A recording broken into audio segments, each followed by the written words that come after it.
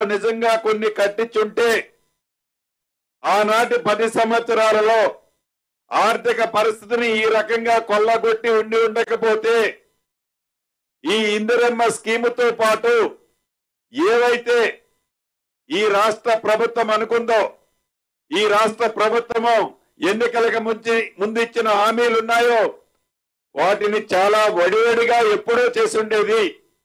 అయినా ఆ కుంటి షాకు చూపించి అన్న స్కీములు ఈ ప్రభుత్వం ఏది కూడా బ్యాక్ వెళ్ళదు. ఏదైతే ఆనాటి ప్రభుత్వం హౌసింగ్ స్కీముకు సంబంధించిన వ్యవస్థనే టోటల్ రిమూవ్ చేసింది.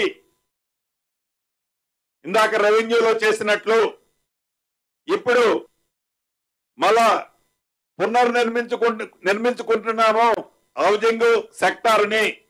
దీన్ని మరింత స్ట్రెంగ్తన్ చేసి తప్పకుండా ప్రతి మండలానికి ఒక అధికారి, ప్రతి నియోజకవర్గానికి ఆ పై అధికారి, ప్రతి జిల్లాకి ఆ పై అధికారి, రాష్ట్రంలో కూడా అధికారుల సమక్షంలో ఈ ఇందిరమ్మ ఇళ్ళు కార్యక్రమం చేపట్టబోతుంది పూర్తి స్థాయిలో. ఇక ఐఎన్పిఆర్ వ్యవస్థకు వస్తే ప్రభుత్వం ఏర్పడిన మొదటి సంవత్సరంలోనే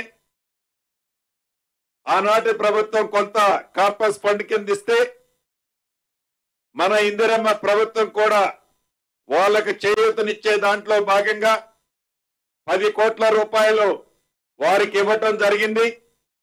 అదే రకంగా ఈ మీడియా మిత్రులు సంబంధించిన వారికి భవనానికి సంబంధించింది కూడా ఆర్భాటంగా శాంక్షన్ చేసి శంకుస్థాపన చేసి ఆ 10 ఏళ్లలో కూడా పూర్తి చేయకపోతే ఇందిరమ్మ ప్రభుత్వం వచ్చిన తర్వాత ఆ బ్యాలెన్స్ అమౌంట్ రిలీజ్ చేసి ఆ భవనాన్ని కూడా పూర్తి చేశాం.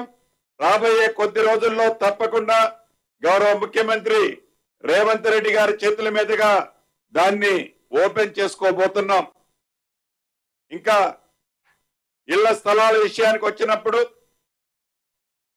గతంలో లాంగ్ పెండింగ్ ఇష్యూ ఈ ప్రభుత్వం వచ్చిన తర్వాత పరిష్కరించామనే ఆనందం పూర్తి కాకముందే కొన్ని వార్తలు మనం చేదు వార్తలు విన్న పరిస్థితి ఈనాడు ఉంది. దాన్ని ఎలా ఓవర్కమ్ కావాలనో, ఎలా దాన్ని మనం షార్ట్ అవుట్ వేసుకోవాలనో తప్పకుండా ఈ 1 year ఫంక్షన్స్ అయిపోయిన తర్వాత మిత్రులందరినీ పిలిచి ఫస్ట్ నేను డిస్కస్ చేసి తర్వాత ముఖ్యమంత్రి గారితో మాట్లాడి దాన్ని ఎలా పరిష్కరించుకోవాలనో తప్పకుండా పరిష్కరించుకుందామని మిత్రులకి తెలియజేస్తున్నాను. అదే రకంగా survey and settlements, survey department కూడా స్టాంప్స్ అండ్ రిజిస్ట్రేషన్స్ సర్వే నా దాంట్లోనే ఉంది. ఈ సర్వేకి సంబంధించిన దాంట్లో ఇందిరమ్మ ప్రభుత్వం వచ్చిన తర్వాత రాష్ట్ర వ్యాప్తంగా సుమారు 960-970 మంది సర్వేర్లు ఉండాలి. కేవలం 232 మంది మాత్రమే ఉన్నారు. ఈ రాబోయే కొద్ది రోజుల్లోనే ఈ సర్వే డిపార్ట్మెంట్ కి సంబంధించింది ఉన్న వాళ్ళు కాకుండా ఇంకొక 1000 మందిని ఈ వ్యవస్థలో ఈ ప్రభుత్వం తయారు చేస్తుంది. అదే రకంగా ప్రధాన ప్రతిపక్షం అని చెప్పుకుంటే మాజీ మంత్రులు అంటున్నారు స్టాంప్స్ అండ్ రిజిస్ట్రేషన్స్ రెవెన్యూ తగ్గిపోయింది, రియల్ ఎస్టేట్ పూర్తిగా పడిపోయింది, టోటల్ గా మేము వెళ్ళిపోవడంతోనే మేము దిగటంతోనే రెవెన్యూ ఇన్కమ్ జనరేట్ అయ్యేది మొత్తం పడిపోయాయని చెప్తున్నారు. గడిచిన 4 నెలలలో ఈ సంవత్సరం మొత్తం మీద ఇన్కమ్ అప్ ట్రెండ్ లో ఉన్నది తప్ప గత సంవత్సరంతో కంపేర్ చేస్తే డెఫినెట్ గా డౌన్ ట్రెండ్ లో లేదు అనేది ఆ ప్రధాన ప్రతిపక్షాలు గ్రహించాలి.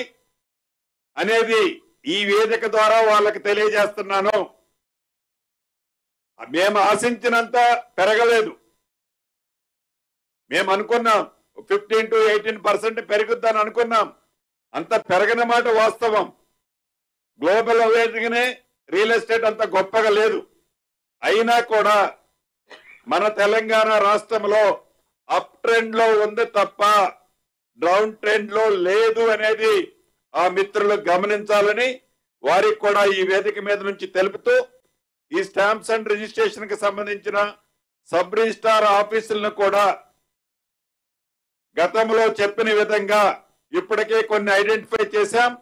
సిఎస్ఆర్ ఫండ్స్ ద్వారా కొన్ని సంస్థలతో ప్రభుత్వం నుంచి రూపాయి ఖర్చు లేకుండా ఒక అధునాతనమైన భవనాలని, రిజిస్టర్ ఆఫీసుల్ని అతి కొద్ది రోజుల్లోనే మనం స్టార్ట్ చేసుకోబోతున్నాం, అంటే శంకుస్థాపన చేసుకోబోతున్నామని రాష్ట్రంలో ఉండే రియాలిటీ వాళ్ళందరికీ కూడా ఈ వేదిక ద్వారా తెలియజేస్తున్నాను.